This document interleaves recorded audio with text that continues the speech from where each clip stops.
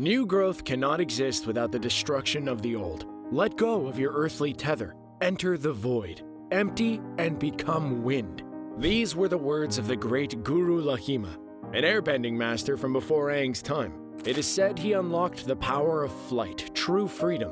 It is said he spent the last 40 years of his life without ever touching the ground. We have had a lot of strong airbenders in the Avatar franchise. We have Aang, of course, and his family. However, there's one airbender who stands above them, and he has only been an airbender for less than a few months. Zaheer. The radical villain of The Legend of Korra Season 3 embraced Air Nomad teachings to such a degree that he is the second airbender in the show's history to ever attain flight. Why is that? Well, let's take a deep dive into the mind of the extremist Zaheer.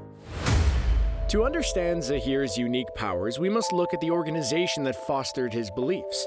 In Avatar: The Last Airbender, we learned of a secret society called the White Lotus. This society was tasked with safeguarding the world and was made up of leaders from all remaining nations to help maintain balance. They were responsible for saving Ba Sing Se from Fire Nation occupation during Sozin's Comet.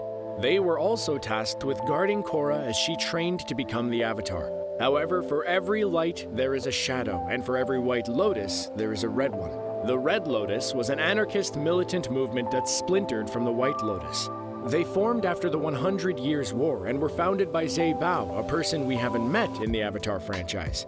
Zhe Bao saw the White Lotus's actions during the 100 Years' War as an insult.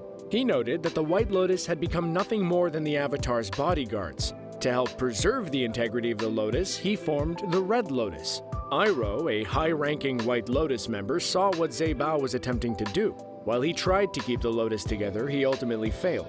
He didn't understand Zhe Bao's aversion to all forms of government, but it would be this anti-establishment sentiment that would fuel the Red Lotus's actions. They existed in secret, much like the White Lotus, forming sleeper cells in all established nations. Their overall goal was to have humans and spirits coexist again on the same plane, much like how it was back in Avatar 1's time. They would accomplish this goal by systematically overthrowing all government and erasing the concept of nations entirely. Lastly, they would put an end to the Avatar cycle. To them, humanity can only be free if the social constructs of government and social hierarchy are eliminated. To create a stateless, classless society where it was just humanity and spirit. While taking on the nations of the world would be nearly impossible, ending the Avatar cycle seemed to be the easiest first step. When Korra was just a child, Unalaq, Zaheer, and his comrades attempted to kidnap Korra. They were unsuccessful in their plans, and any attempt to learn of their full plans with Korra were equally unsuccessful. Though Korra did find out eventually that Zaheer intended to indoctrinate Korra in the ways of the Red Lotus and aid them in their cause to unite the spiritual and physical world. But what does this have to do with Zaheer's ability to fly? Well, for most of his life, he was not a bender, and he only received his bending after Korra triggered Harmonic Convergence. Well, any bending teacher will tell you that physical ability is only half of what makes a great bender. Earthbenders don't have to be physically strong in order to chuck rocks across a canyon. It is all about having the mental fortitude and bending the elements to your will. Zaheer joined the Red Lotus at a young age. He was only a teenager when he planned to kidnap Korra. Zaheer studied the teachings of Guru Laghima, a figure we'll talk more about later on in this video. One of his teachings goes as follows: new growth cannot exist without first the destruction of the old. Now, someone like Aang might take this to mean that you can't fully change who you are without first addressing and breaking old destructive habits. However, taken to its most extreme, it can mean that the only way to move forward is to destroy any and all established beliefs or systems. Radical change demands radical action, according to Zaheer. While he might be right in some respects, the ends rarely justify the means. After talking about the Red Lotus, Zaheer's ability to fly becomes a bit clearer. From a young age, Zaheer was indoctrinated with the ideology of the Red Lotus. Anarchy and the abolition of the state in order to bring in a new world of balance was all he could think about, and he was strong in his convictions. But did that necessarily lead him to flight? Well, no, not necessarily. Zaheer did not unlock the power of flight until later. The key to his ability to fly is threefold. First, to have a deep understanding of the spirit world and the willingness to detach from all earthly desires. The second was the ability to airbend. Lastly, Zaheer possessed a strong conviction and rigidity to his beliefs that makes the first step possible. By the end of Book 3, he has attained all three. With his goal of a stateless, classless society that was one with the spirits within reach, the last thing that connected Zaheer to this world was his love of Pli. It was an earthly desire that he was not willing to let go of on his own. When Pli met her end, instead of falling into a deep despair, Zaheer instead entered the void and became wind. This was a mantra written by Guru Laghima. Let go of your earthly tether. Enter the void. Empty and become wind. With Pli gone, there was nothing on Earth Zaheer wanted.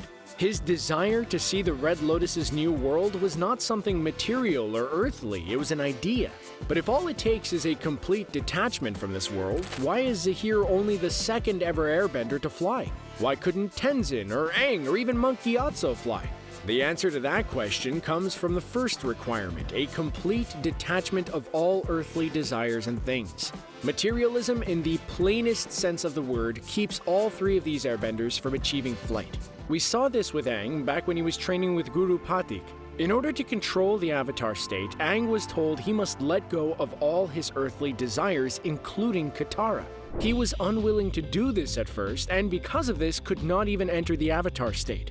Fans of the series will be quick to point out that Aang eventually did let go of Katara long enough to willingly enter the Avatar state. While this is true, there is still an earthly desire and attachment that kept Aang grounded, more or less. His duty to defeat the Fire Lord. While it's not a desire like love, a duty to bring balance to the material world was enough to keep Aang away from the power of flight. As Zaheer explains, the power of flight is a symbol of true freedom. He is no longer attached to the material world and his desires. By that logic, the Avatar technically can never achieve flight. In order to do so, they would have to forsake their responsibilities of maintaining peace in the world. With Tenzin and Gyatso, the explanation is more direct. They are unable to let go of their earthly desires of love. Tenzin, driven by duty and a genuine love for Pema, felt that keeping the Air Nomad way of life was his mission. That, and raising a family and bringing more airbenders into this world was a priority for him. Gyatso, similarly, was likely unable to let go of his fatherly attachment to Aang. It might seem like an easy thing to do, but letting go of a loved one or forsaking any earthly desires is nearly impossible, which is why there have only ever been two airbenders who can fly. But what do I mean when I say letting go of earthly desires? Well, it's more nuanced than simply forgetting about any desires. Letting go doesn't mean forgetting about them entirely or even growing to dislike them.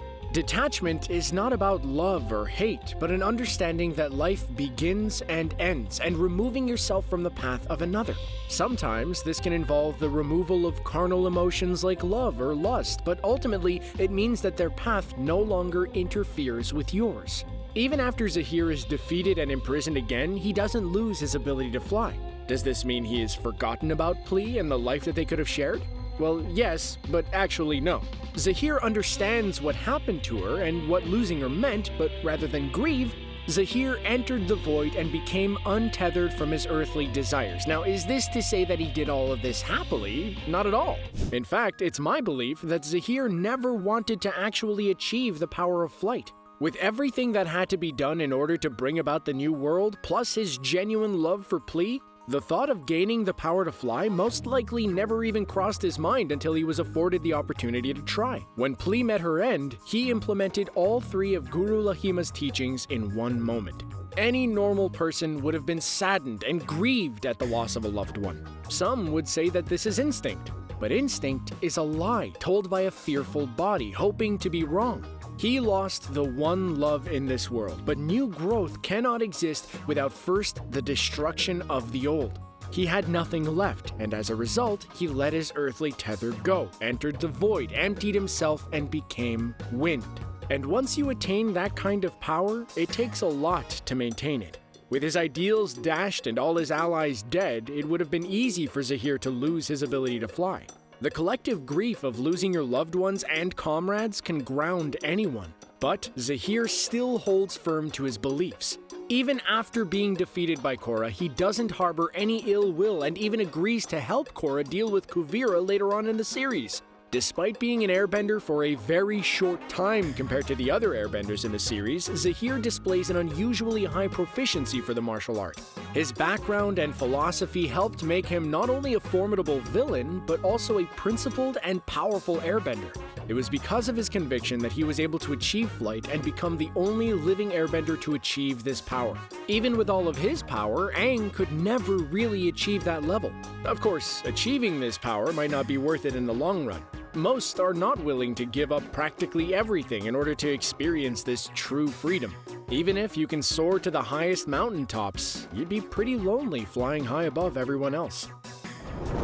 So that is why Zaheer is the only living airbender who can fly. Before we end the video, let me give you one last factoid. Did you know that in yoga, Laghima is a supernatural power attained through a spiritual practice known as a siddhi? It specifically deals with becoming almost weightless. This explains Guru Laghima's character and how he attained weightlessness before death.